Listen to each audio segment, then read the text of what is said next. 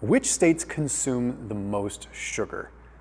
Well, I want to look at this, but I also want to look at fat as well, so we can understand what is really a driving force behind really the poor health in the United States. Well, if you look at some literature, it suggests that on average in America, we're consuming about 17 teaspoons of sugar per day. But I want to break that down even more, because in that same study that found that number, we actually were able to point our finger at a couple of states that had significantly higher levels of sugar intake than that. But there is also something that is called the estimated undiagnosed diabetes. So what this is another study that looked at all these different factors with people's blood sugar levels and lab work and metrics and also sugar consumption to see what states might have a higher prevalence of diabetes, but we don't really know just yet. Now, the first study I want to talk about was published in the journal Nutrients. It was a 52,000 person study. It was a large study, and it was across all 50 states. That's where we first found that the average consumption of sugar is about 17 teaspoons. But the number one offender when it came down to sugar was actually Kentucky. So Kentucky seems to consume between 20 and 23 teaspoons of sugar per day, which doesn't sound like that much more than the 17 teaspoons, but it really is when you think about it. We're talking about like another fourth or fifth on top of what the already high national average of sugar intake is. Now, what's also interesting is when you look at the life expectancy of different states. Mississippi is in first place with the lowest life expectancy. West Virginia is in second place with the second lowest life expectancy. But when you look at those states, Kentucky's right up there too. So we know there's a number of different things that play into that. It's not obviously just sugar, okay? But let's go ahead and let's look at a study that addressed the undiagnosed diabetes. This study was published in Population Health Metrics. And in this case, Texas made the cut, Mississippi made the cut, West Virginia made the cut, Louisiana, South Carolina, Alabama, and Georgia. So even though Kentucky has one of the highest levels of sugar intake, they actually didn't make the list for undiagnosed diabetes. Now, I couldn't find any literature anywhere to see if they made the list for highest rates of diabetes itself. So just because they have the highest sugar intake doesn't mean that they have undiagnosed diabetes. However, let's look at some of the other states with high sugar intake. To round out the top five, we had Kentucky, obviously, then we have Mississippi, then we have West Virginia, then we have Oklahoma, and finally we have Arkansas. So those are the top five when it comes down to sugar. But I want to pivot over to fat for just a minute, because when you're looking at longevity, when you're looking at health, you also have to look at just processed food in general, right? People that are generally consuming high amounts of sugar are probably also consuming high amounts of fat. But there was a study that was published in The Lancet that was quite interesting. Okay, it was a large study once again. In this particular case, 135,000 people over the course of more than 7 years. What they found is that the biggest issue when it came down to increased risk of all-cause mortality or increased risk of dying, all-cause mortality, it really came down more to this high ultra-processed carbohydrate consumption. There were some places that had carb consumption of over 77% of their daily calories, and this led to a 28% increase in their risk of dying. Whereas fat intake led to a 23% increase when there was high fat intake. High saturated fat led to a 14%. So it seems like the bigger culprit we should be focusing on is the rampant sugar and carbohydrate consumption. For what it's worth, I did put a link down below for some lower sugar options through Thrive Market. Thrive Market's an online membership-based grocery store.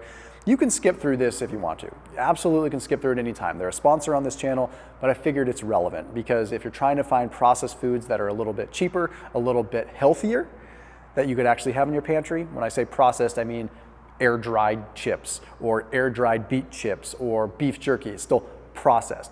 But healthier, better for you options. So that link is down below, saves you 30% off your entire grocery order. So if you live in, say, Mississippi or Kentucky or Alabama or one of these southern states that's kind of tipping the scales, so to speak, but also has the high sugar intake, maybe it's easier to get some food delivered to you than it is to, say, try to find it at your local grocery store that may not have the best options. But either way, no matter where you live, it's a better option than a lot of the stuff you're gonna find in the grocery store. So that link is down below, saves you 30% off your entire grocery order and a free $60 gift. So it's in the top line of the description. Just click on that little link for Thrive Market. So Dr. Masheed Dagan actually made a point after this Lancet study, And he mentioned that lower to middle income groups actually have a bigger issue with consuming more carbohydrates and sugar than they do with fats. And perhaps we're pointing the finger at the wrong place. Now, I need to explain some biochemistry here for just a second to make sure that I'm covering all the ground here. Saturated fat is problematic if you overdo it. But if you are not in a caloric surplus and you are eating a responsible amount of saturated fat, that's really not a huge problem. Like, saturated fat is going to come in coconut oil, you're gonna get it in good sources of meat, good sources of dairy, yogurt, kefir, like things that are still healthy are still gonna have saturated fat. My general rule of thumb is maybe 20 to 30% of your fat would be saturated fat, and ideally the bulk of your fats coming from olive oil and good healthier fats, right? Maybe monounsaturated fats that you might get from like macadamia nuts and whatnot. But there is a lot of literature that suggests in rodents, in monkeys, and in humans that if you are eating a lot, which a lot of, unfortunately, places in America, we eat a lot, then saturated fat becomes hugely problematic.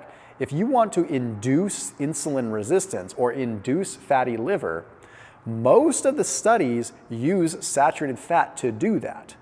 And this is coming from a guy that eats 200, 250 grams of protein per day, and I eat a lot of meat.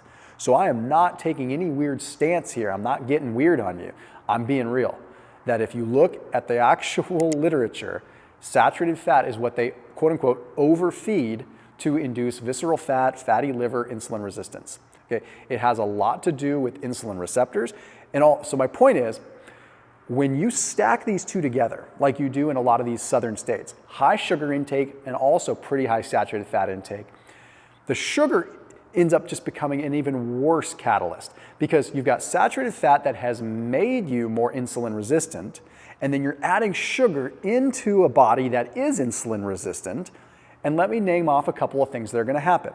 For one, you're gonna have inflammation, you have metabolic damage that can occur, metabolic syndrome, syndrome X, all that stuff. Okay, but additionally, you're going to have chronically high levels of insulin if that's happening. What happens if insulin is circulating mildly high all the time? Well, insulin blunts the overall fat burning effect. It blunts fat oxidation. So if you have fat circulating in the bloodstream and it wants to get burned, if insulin levels are high, that fat cannot get burned. You cannot burn fat in the presence of insulin. It's pretty much impossible because insulin impedes the action of the enzymes that break down fat, hormone-sensitive lipase, namely. So then we wonder why these southern states and why Mississippi, Kentucky with their high sugar intake, why they end up having such a high instance of obesity as well.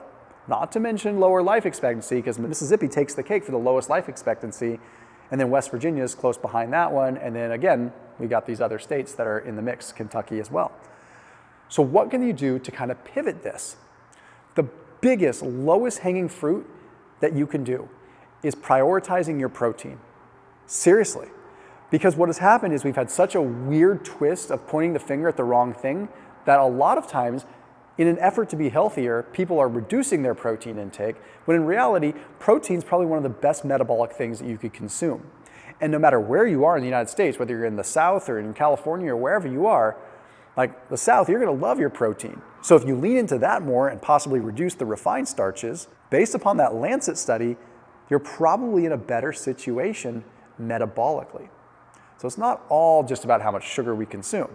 It's about what we replace that sugar with so that we don't eat as much of it and so that it has a lesser impact on us. As always, keep it locked in here on my channel. I'll see you tomorrow.